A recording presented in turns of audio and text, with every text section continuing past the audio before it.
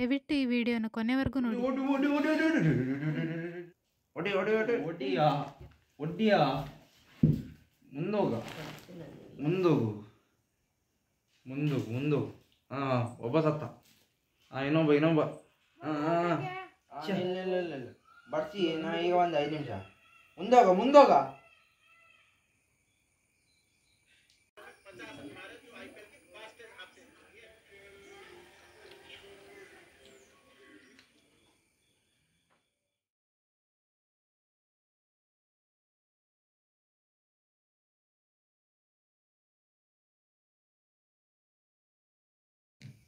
ಒಡಿ ಒಡಿ ಒಡಿ ಒಡಿ ಬೇಗ ಬೇಗ. 1 ನಿಮಿಷದ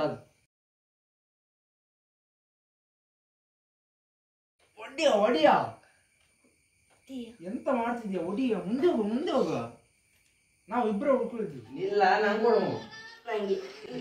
ನೀನೊಬ್ಬ ಸುಮ್ಮನೆ ಯಾಕೆ? ನಾನೀಗ ಸೀದಾ ಮೊಬೈಲ್ ನೋಡ್ತೇನೆ ಅಂತ. ನಿಮ್ಮ ಮಕ್ಕಳು ಇದೇ ರೀತಿಯಾಗಿ ರಾತ್ರಿ ಕನಸಲ್ಲಿ ಗೇಮ್ಸ್ ಬಗ್ಗೆ ಮಾತಾಡೋದು, ಕೂಗಾಡೋದು ಅಥವಾ ಕತ್ಲೆ ಮೂಲೆಯಲ್ಲಿ ಕೂತ್ಕೊಳ್ಳೋದು ಅಥವಾ ಅವರದ್ದೇ ಅವ್ರ ಗಾಢ ಆಲೋಚನೆಯಲ್ಲಿದ್ದರೆ ನೀವು ಎಚ್ಚೆತ್ಕೊಳ್ಳೇಬೇಕು. ಇದು ಮೊಬೈಲ್ ಗೇಮ್ಸ್ ಅವ್ರ ಮನಸ್ಸಿನ ಮೇಲೆ ಎಷ್ಟು ಪರಿಣಾಮ ಬಿದ್ದಿದೆ ಅಂದರ್ಥ. ಮೊಬೈಲ್ ಬಿಡಿ, ಆಟ ಆಡ್ಲಿಕ್ಕೆ ಹೋಗಿ. ಮೊಬೈಲ್ ಬಿಡಿ, ತಗೊಳ್ಳಿ, ಬಾಲ್ ತಗೊಳ್ಳಿ. ಈ ರೀತಿ ನಿಮ್ಮ ಮಕ್ಕಳು ಕಂಡು ಬಂದರೆ ಅತಿಯಾದ ಮೊಬೈಲ್ ಬಳಕೆ ಯಾವ ರೀತಿ ಅನಾಹುತ, ದುಷ್ಪರಿಣಾಮ ಇದ್ರ ಬಗ್ಗೆ ಅವರಿಗೆ ಹೇಳಿ. ಹೊರಗಿನ ಪ್ರಪಂಚ, ಆಟದ ಕಡೆ ಗಮನ ಕೊಡಿ. ನೀವು ಅವರಿಗೆ ಸಹಾಯ ಮಾಡಿ. 5 ನಿಮಿಷ ಮಕ್ಕಳ ಜೊತೆ ನೀವು ಆಟ ಆಡಿ, ಪ್ರೋತ್ಸಾಹ ನೀಡಿ. ಇಷ್ಟೆಲ್ಲ ಮಾಡಿದರೂ ನಿಮ್ಮ ಮಕ್ಕಳು ನಿಮ್ಮ ಮಾತನ್ನು ಕೇಳೋದಿಲ್ಲ ಅಂತಾದರೆ ನೀವು ತಕ್ಷಣ ಮನೋವೈದ್ಯರನ್ನು ಸಂಪರ್ಕಿಸಿ. ಚಿಕಿತ್ಸೆ ಮತ್ತು ಸಲಹೆ ಪಡೆದು ನಿಮ್ಮ ಮಕ್ಕಳನ್ನು ಮೊಬೈಲ್ ಅಡಿಕ್ಷನ್ನಿಂದ ದೂರ ಮಾಡಿ ನಿಮ್ಮ ಮಕ್ಕಳನ್ನು ಪ್ರಕೃತಿಯೊಂದಿಗೆ ಬೆರೆಸಿ. ಎಲ್ಲಾದರೂ ಒಂದು ಕಡೆ ಹಳ್ಳಿ ತಿರುಗಾಡ್ಲಿಕ್ಕೆ ಕರ್ಕೊಂಡು ಹೋಗಿ. ಇದರಿಂದ ಮೊಬೈಲ್ ಸ್ವಲ್ಪ ದೂರ ಇರ್ತಾರೆ. ಪ್ರಕ್ರಿಯೆ ನಿಮಗೂ ಅಪ್ಲೈ ಆಗ್ತದೆ, ಯಾಕಂದರೆ ನಿಮ್ಮನ್ನು ನೋಡಿ ಮಕ್ಕಳು ಕಲಿತಾರೆ.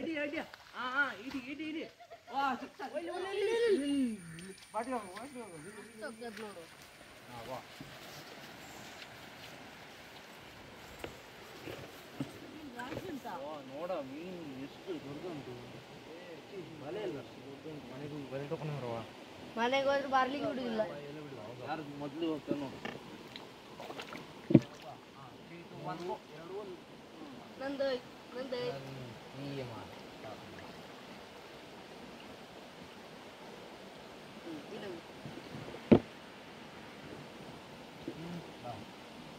ಮೂರು ಎರಡು ಒಂದು.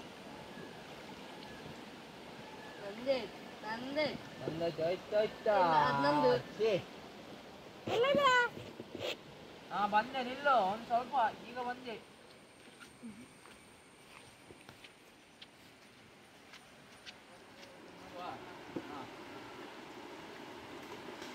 ನಂದು ಬಸ್ ನಂದು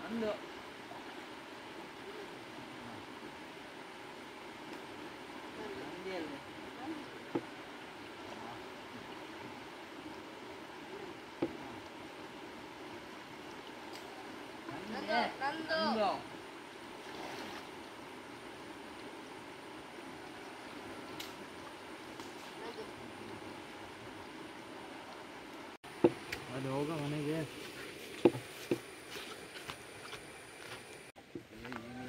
ಲೇಟ್ ಆಯ್ತೇನ? ಈಗ ಬೈತಾರೇನ?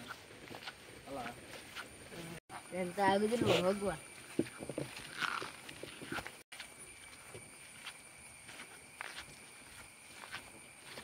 ಸಮಾಜದಲ್ಲಿ ನಡೆಯುವ ಕೆಲವೊಂದು ದುಷ್ಕರ್ಮಗಳಿಗೆ ನೀವು ಕೆಲವೊಂದು ರೀತಿಯಲ್ಲಿ ಜವಾಬ್ದಾರಿಯಾಗಿರ್ತೇವೆ. ಯಾಕಂದರೆ ನಮಗಿರೋದೇ ಒಂದು ಮಗು ಇಲ್ಲ 2 ಮಕ್ಕಳು. ಅತಿಯಾದ ಪ್ರೀತಿಯಿಂದ ಹಠ ಮಾಡಿದ್ದನ್ನೆಲ್ಲ ಇಷ್ಟಪಟ್ಟಿದ್ದೆಲ್ಲ ತೆಗೆಸ್ಕೊಡೋದು ನಮ್ಮ ತಪ್ಪು.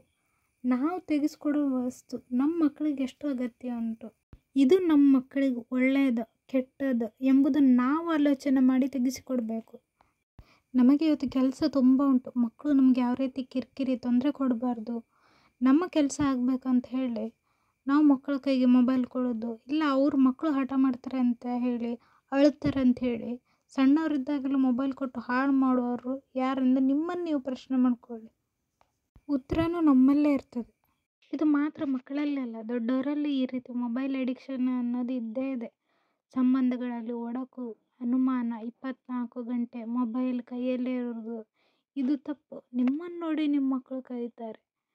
ಇದರಿಂದ ನೀವು ಹೊರ ಬನ್ನಿ. ನಿಮ್ಮ ಮಕ್ಕಳನ್ನು ಮೊಬೈಲ್ ಅಡಿಕ್ಷನ್ನಿಂದ ದೂರ ಇರಿ. ನೀವು ಸುರಕ್ಷಿತರಾಗಿರಿ, ನಿಮ್ಮವರನ್ನು ಸುರಕ್ಷಿತರಾಗಿರಿಸಿ. ಹೊರಬನ್ನಿ, ಪ್ರಕೃತಿಯನ್ನು ಪ್ರೀತಿಸಿ. ಪರಿಹಾರ ನಿಮ್ಮಲ್ಲೇ ಇದೆ.